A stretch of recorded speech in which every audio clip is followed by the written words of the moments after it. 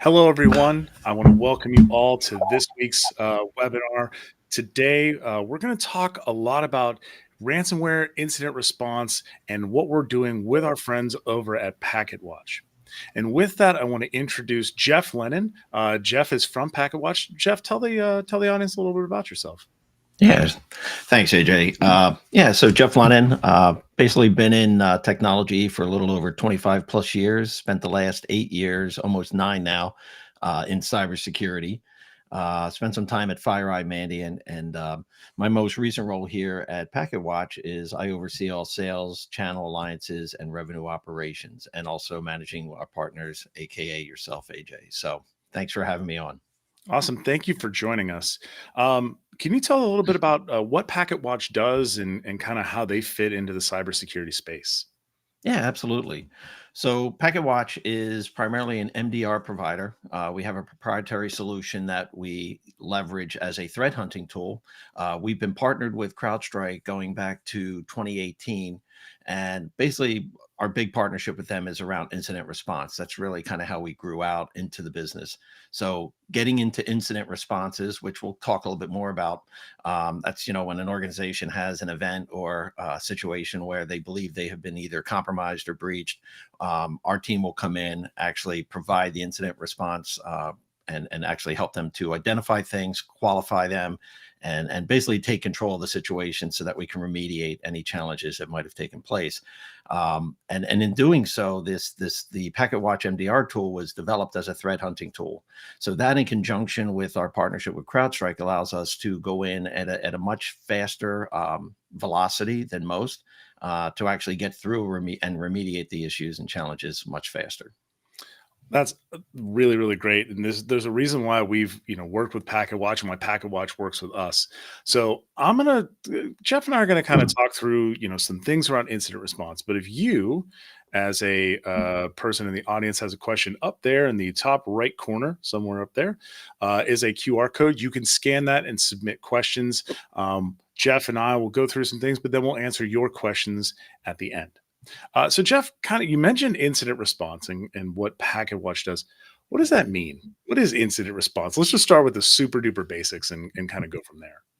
Yeah. So, well, and there's two aspects to it. So, incident response, basically, an incident response is a structured approach to helping organizations address an incident or a compromised situation.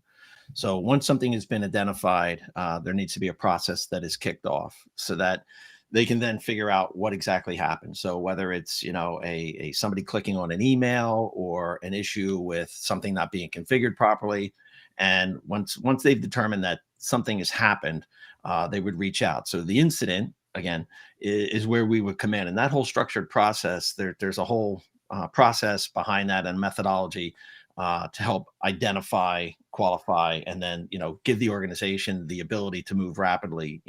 I kind of compare it to when you were in school and you would have your fire drills or the emergency drill when you were in school.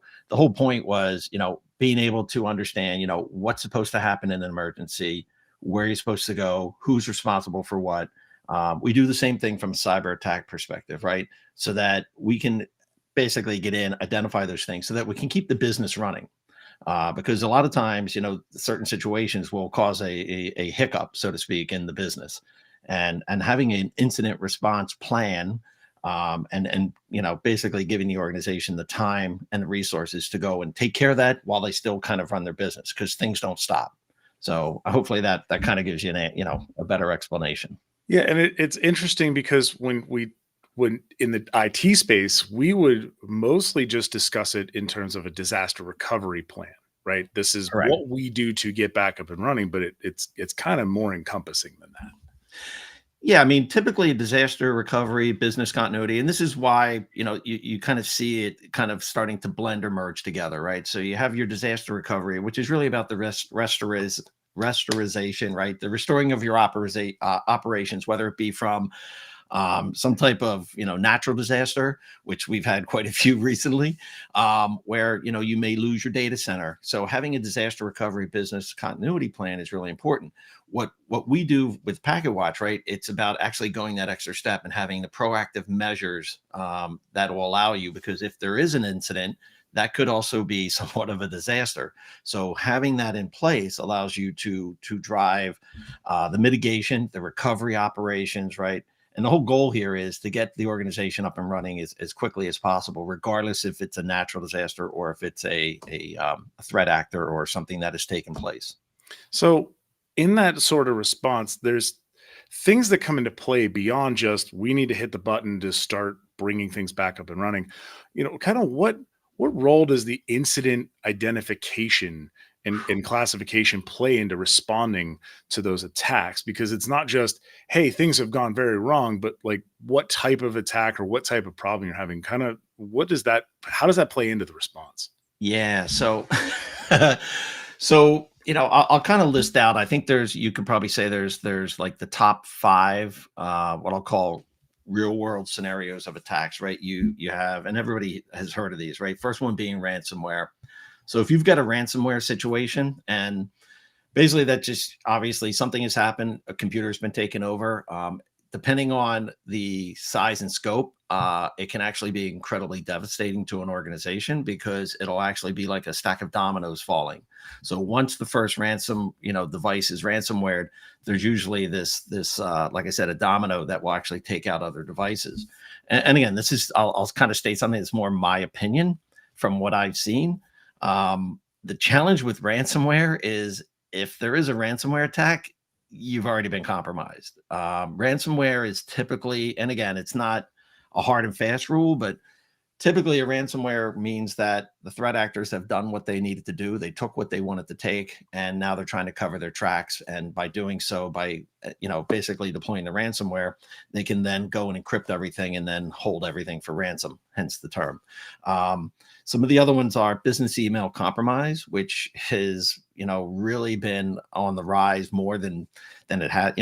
First of all, email is one of the number one threat vectors, but the business email compromise, what they call BEC, is probably the number one that will also drive a ransomware. And I also believe, just looking at the numbers between the AI and the social engineering that's taking place right now, they have proliferated and have maintained a constant rate to be the number one threat vector.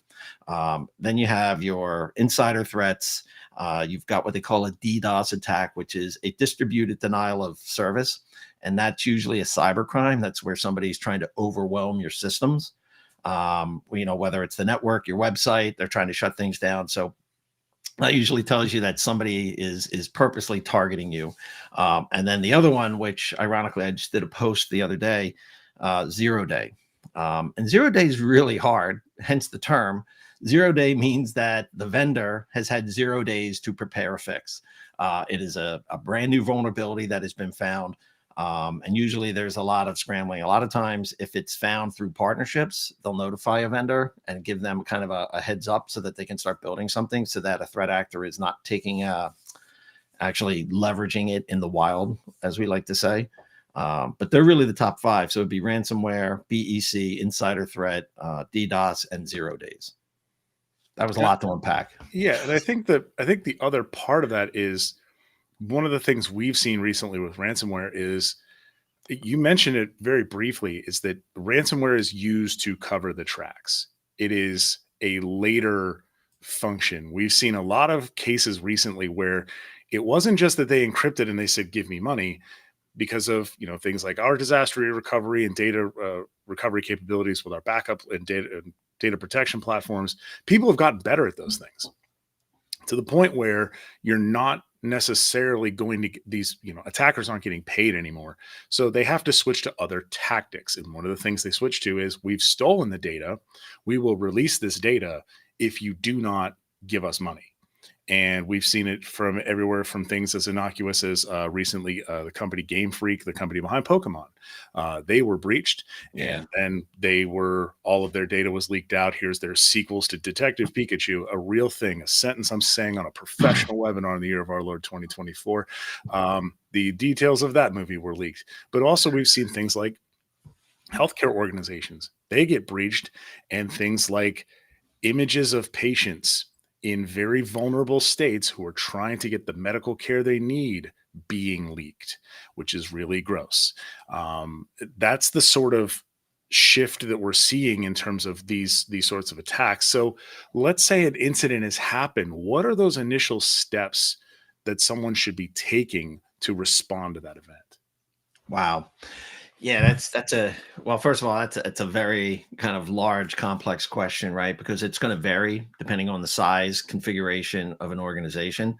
Um, I will say the first thing is preparation, right? Being prepared, having a plan, right? As I mentioned about, having an incident response plan.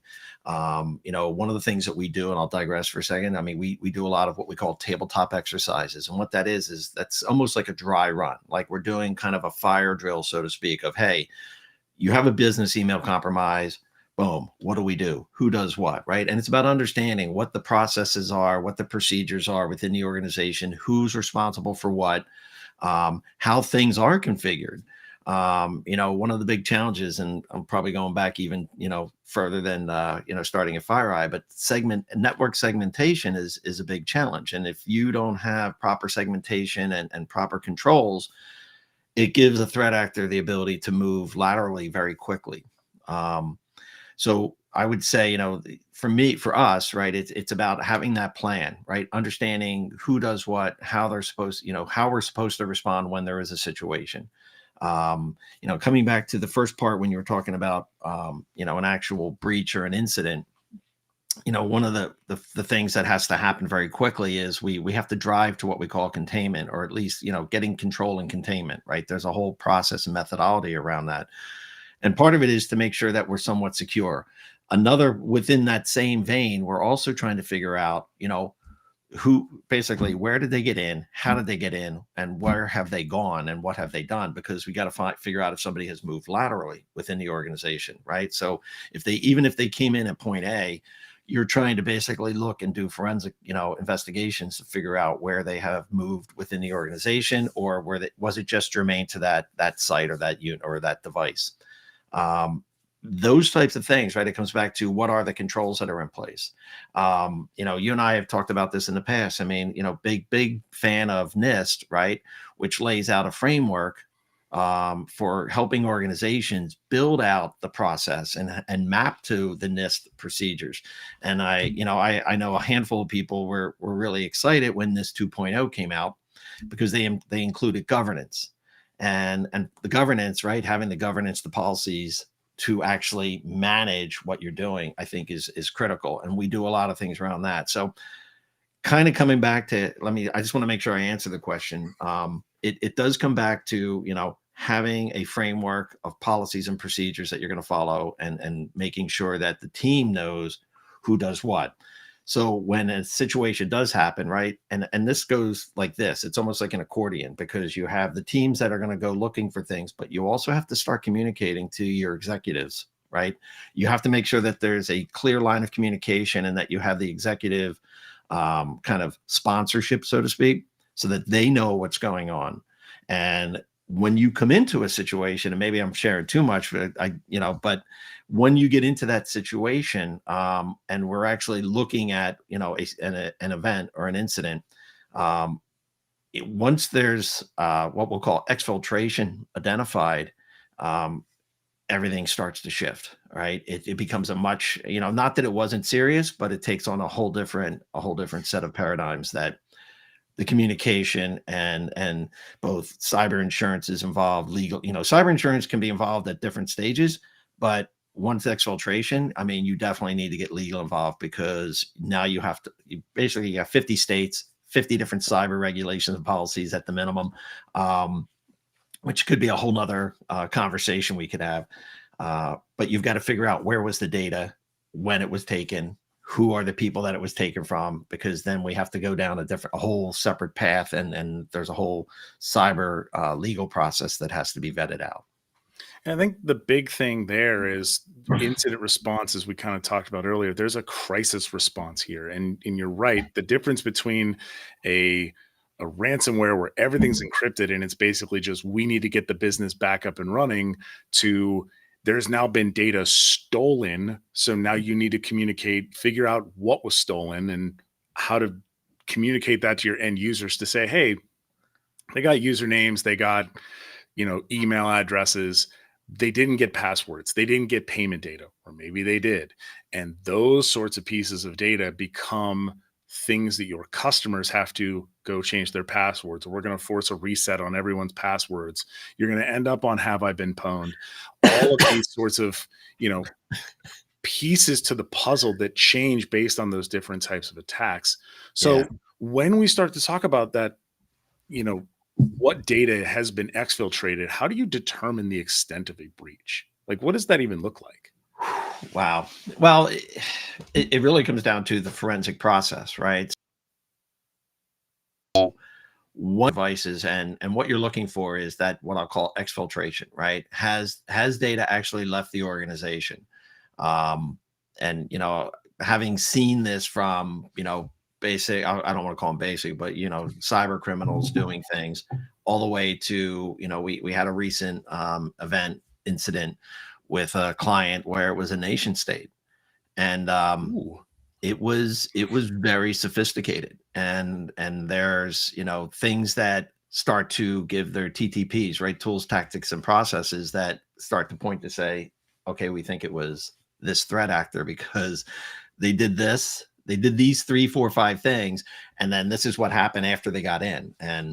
And they also tried to cover their tracks, right? They also started doing some things that show you that they were not just somebody coming in to steal data from a cyber perspective. They were coming in and they were really trying to be innocuous and invisible to the organization.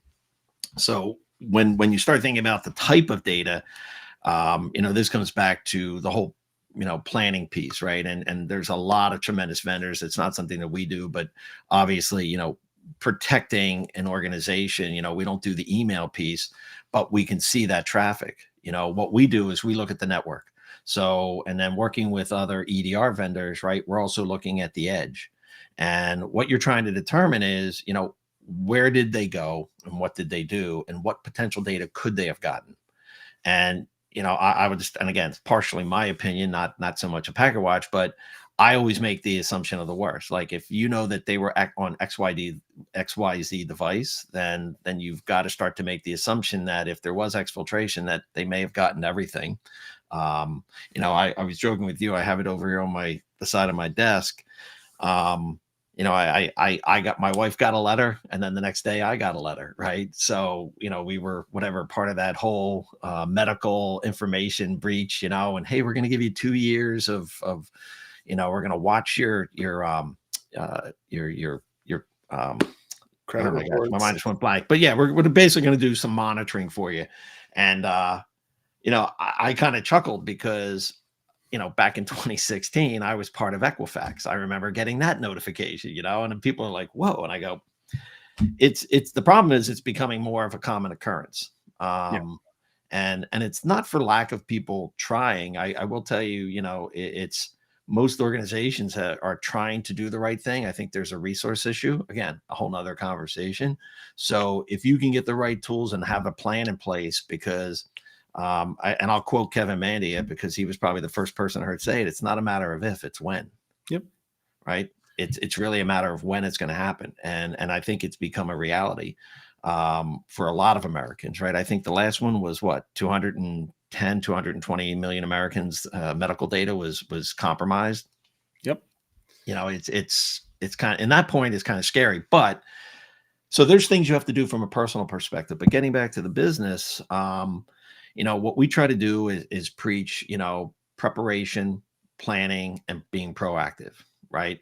So the more proactive you are about what you're doing in your environment, one of the things that we do at Packetwatch is we, and again, we'll kind of tie this back to Expedient, when we work with clients and we've deployed it, the whole point is to be proactive. And proactive doesn't just mean that we're looking to get a hit on a potential threat. We are, proactively threat hunting on the network every day. We're actually looking at the latest CVEs. I mean, I forgot what the number is right now, but there's probably 30,000 plus, critical vulnerabilities that are out there right now. And being able to manage that, and I won't mention the vendors. There were 2 very large vendors that announced CVEs last week that were critical. and they said, basically, if you have our product, you need to go do this, and you need to put this patch on immediately. I mean, that could Um, be at this point any vendor. That no, there's nobody who's perfectly safe. Every single vendor has some sort of vulnerability, and it's a matter of going and taking care of that thing. Well, and that's just it, right? So it's about being proactive, being vigilant. It's a 24/7, 365 kind of thankless job, because people don't want to think about cybersecurity, or they don't want to think about an incident response plan. But yet, knowing that you have those things in place can give you the peace of mind, because, like I said, it's not a matter of if, it's when. So being able to be prepared to actually execute on that, right? Nobody wants to have a fire drill in their house, but you know, Everybody knows where the exits are. yeah, exactly. Know the egresses, so to speak. But yeah, so hopefully that answered your question. Yeah, I think, and one of the things that Packetwatch and Expedient have done is it's not just hey, we both do things that are semi adjacent to each other. Packetwatch is leveraging our Elastic as a service platform. And I think a lot of that comes back to what you were just talking about is you're ingesting a lot of data, right? You're pulling in a lot of pieces and streams from data streams from different places. Kind of how is Packetwatch leveraging that platform to as part of that incident detection and response, portfolio that you have?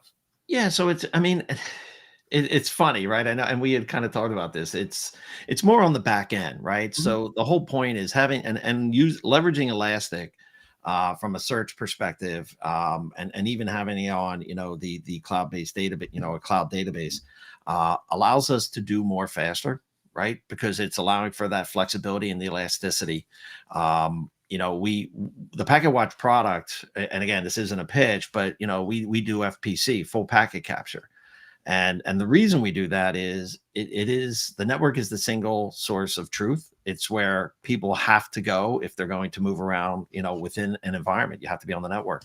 So having the full packets allows you to do a level of digital forensics if there is a situation that you're not going to get from a log. You're not going to get it from potential metadata. It's actually being able to see exactly what the packet is. So that piece alone, will kind of lend itself to that. You need to have some elasticity, because as things start to ramp up and we're pulling in more data from more sources, I mean, you want to be able to actually do that in a rapid fashion and not miss a beat. And I think the other piece there is what you're saying here is the Packet Watch watches packets. I think that's kind of what your goal there was. I think the other part of this is you guys are actively hunting threats. You're not trying to manage infrastructure, right? That's kind of the whole point, is that you wanted to be able to focus on those pieces and not on, hey, we got to constantly keep our platforms up to date. Let's let those people do what they do best, and so that we can do what we do best. And I think that's really where these two sides kind of come together. I know that we've Yeah. discussed, and it's available on Packetwatch. Your website is, kind of these like joint solutions.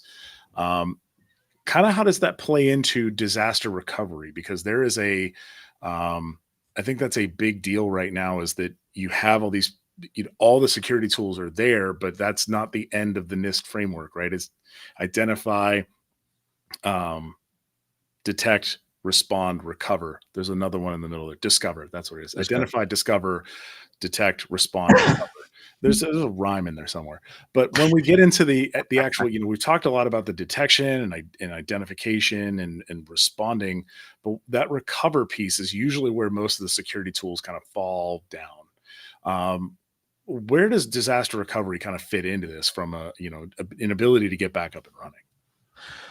Yeah. So, and I think I kind of mentioned in the beginning. So to me, right, just looking at the model framework of a disaster recovery plan, right, and having systems, right. So you kind of have a failover, right. It's kind of a fail safe. But really integrating, your disaster recovery with your incident response gives you that whole incident response plan is essential for really having rapid recovery, because where one is the disaster recovery is really designed for a catastrophic failure of something, so that you can have a failover and go to a different data center and you have your backups and all that. In the instance of an event, right, where you have an incident, that it's not exactly that simple, right? So getting in and having an incident response plan tied to your disaster recovery. Case in point, as we go through and we start looking and identifying You know, where did they get in? What did they do? How did they move? When? Right? All of a sudden, people go, "What do you mean?" Well, you can have a disaster recovery plan, but if you go, "Oh, okay, I'm going to go back and I'm just going to restore from 2 weeks ago," there was a situation where we identified that, that the threat actor had probably been in since March. Like, you could just like your head kind of Yeah. explodes. You're like, holy cow. So, and the reason that's important is, if when you're doing your incident response, before you just start running backup and recovery, you need to figure out when. Because if I do a restore, I'm just bringing a threat actor back in again. Like, I'm bringing it back in. One of the and in a lot of situations, the recommendation is, believe it or not, to just rebuild. Like, the server, just rebuild the server. Don't run you have a backup, you have specific data. We got to go through and do forensics. But in the meantime, your best bet may be to do this, especially if it's been identified as a fairly long period of time, because now you don't know. Yeah, and that's definitely something we've seen. We've helped clients get back up and running from a ransomware attack, but we've definitely seen um, a shift in, they don't just come in and immediately encrypt everything. They come in and they sit there for a while because they know retention policies are a thing. Is it Yeah. a month? Is it 2 months? If they can come in and just sit for 3 months, they know they're likely not going to be part of any sort of recent, uh, backup profile or backup, policy, that they know that they can just get right back in whenever they try to restore. And I think this is sort of the shift in tactics that we've seen. And I think part of the recovery process needs to be, are you going to a known clean place? If you have both sides of the platform, you have prod and DR, and you're managing both, and they have direct connectivity between themselves, your attacker can probably go to the other Yeah. side too and just go sit where you're recovering to. So having a known clean location is also something I think that's really critical. But let's say that incident happens. Packetwatch comes in, is able to figure out that everything is good, everything's clean. What do you do after that? I think everybody kind of gets like nervous. It's kind of like, okay, my house was broken into. Now what do I do? Um, what's sort of the post mortem that comes out of that to help with that going forward? Well, there's yeah, wow. That's again, that could be a whole conversation, right? But kind of keep it simple. There is, first of all, everything's a learning opportunity. I believe, there's I used to joke with people, right? Every situation has two ways to go. It's either a teaching moment or a learning moment. And post incident, there is the post mortem, right? So at the end, basically, there's a report, right? Whether it's us or any other IR vendor, right? They're going to supply a report that just says, hey, this is what we found, this is what we did, and then start to give some recommendations, right? Like, you you can't leave your RDP open, right? You you got You can't. I was told that RDP is a very secure protocol that I could just leave open to the internet at all the time. That's well, we gave and I hate to use names. So hey, we gave Bob access. He gave him admin rights, and he's doing stuff, and but no, I mean, part of it is, look, it's an educational opportunity, right? So you want to take that post analysis report, and really there's going to be some recommendations, right? And it's funny, I'll give a plug to a couple partners without mentioning the names, but number one, identity identification of identities, right? And MFA, passwords. And I've seen this not just here, but in over my my career. Post incidents, I would say it's always in the top five, maybe even the top three. Is get a password, get a password vault, get a password vendor. Um, because if left to the devices of just creating, hey, every 72 days you have to change your password, for example, most people, right, you're going to start to create passwords that you can remember, and next thing you know, you've got a situation where you're using the same password in multiple places, and that's another recipe for disaster. But that you know actually came out. NIST actually came out and said, "Don't do that anymore. Stop yeah, rotating passwords. It's not worth it." yeah, yeah, and that was just recent, Yep. actually, because and again, we get into the whole best practices piece, but to me, it is about taking that and learning from it. The challenge is, time, I tell everybody it's time, technology, and people. Those three things are, you have to figure out how you're going to deal with that post event.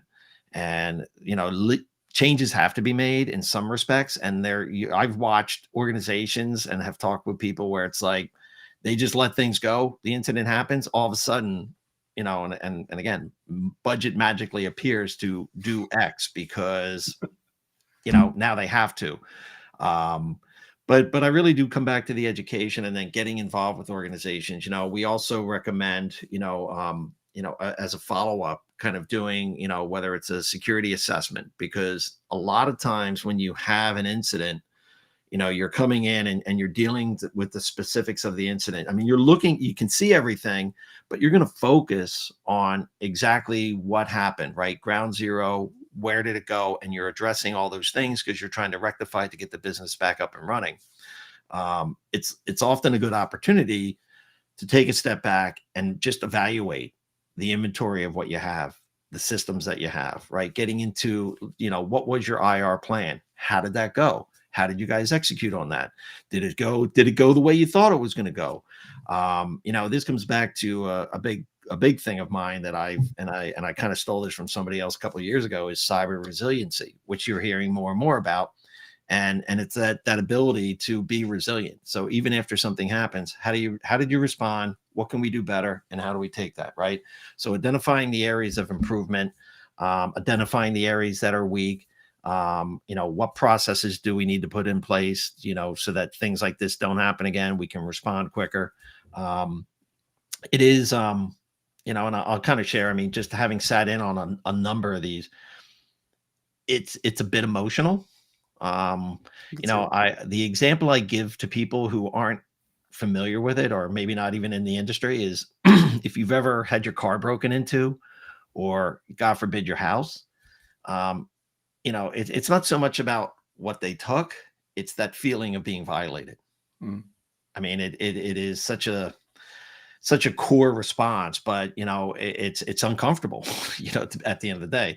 But and I will say, our goal, right, is to help businesses refine their incident response, disaster response, and business continuity, strategies, and help ensure that they're prepared if something does happen, right?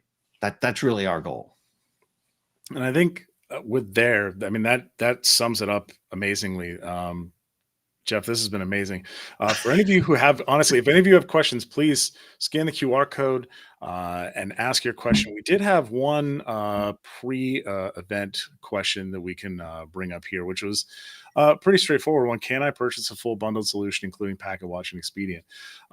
We are working on ways to build out methods to do things together, but we absolutely do work together. If you want to figure out how Expedient and Packetwatch together can help you, please reach out to me or reach out to Jeff, and we can work with you on what a solution would look like, because I do believe that incident response plus security tooling plus recovery capabilities are going to be much more beneficial for you in the long term, and including what Packetwatch does to help you understand what to do in the event of that incident, I think is key. And Jeff, I don't know if you wanted to add anything there, but I think this is something that combining our powers is something that is really, really beneficial to a lot of organizations.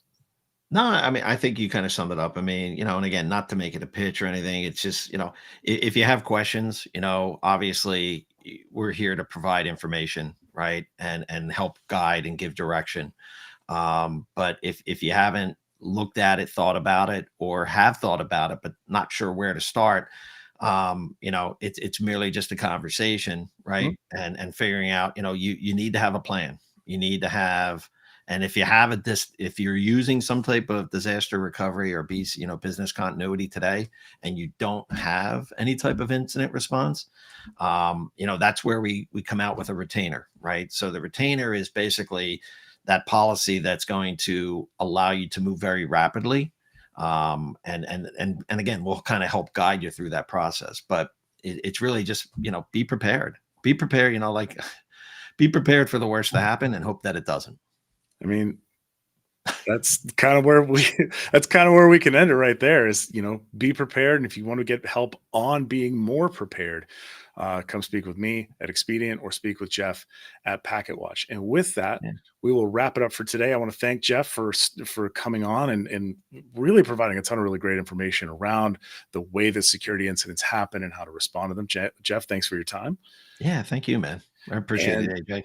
and because we talked a lot about recovery today, join us next month. We're going to talk about the state of disaster recovery. There's been a lot of changes over the last couple of years, and we're going to talk through the way that disaster recovery has really morphed into a new space, and how a lot of the changes we've seen across the industry, how that's playing into disaster recovery. So be sure to join us next month. With that, I will wrap up for today. If you do have any questions, there's going to be a QR code here on the screen afterwards where you can talk, where you can ask us questions, and potentially set up some additional discussions around this and more. So with that, I will leave you today. Thanks, and we'll see you next month. Thanks, man. Take Thanks, care. Jeff.